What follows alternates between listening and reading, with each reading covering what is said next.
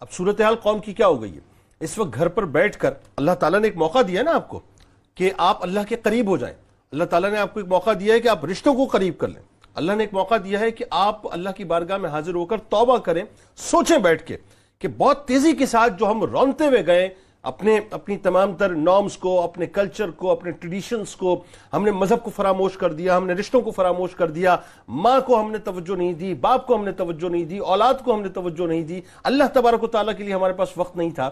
یہ اللہ نے موقع دیا کہ ٹھہر کر، رک کر، سوچ کر، تدبر کے ساتھ، تفکر کے ساتھ ہم اللہ کی بارگاہ میں بھی حاضر ہوتے اور جو چیزیں ہماری بکھر گئی تھیں اس کو ہم سمیٹتے.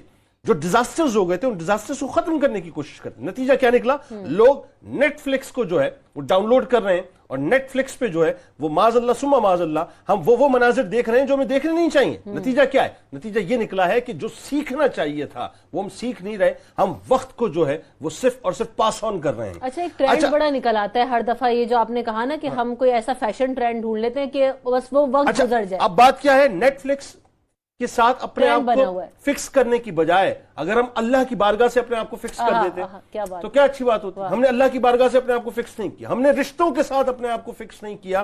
یہ بالکل درست بات ہے.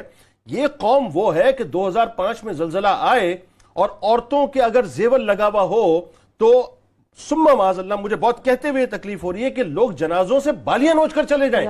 آج بھی صورتحال یہ ہے کہ ایک راشن آیا، اسی دن دوسرا راشن آیا، اسی دن تیسرا راشن آیا، اسی دن چوتھا راشن آیا. جہاں اناؤنسمنٹ ہوتی ہے وہاں سے جا کے لوگ راشن لے کے اپنے پاس جو جمع کر رہے ہیں.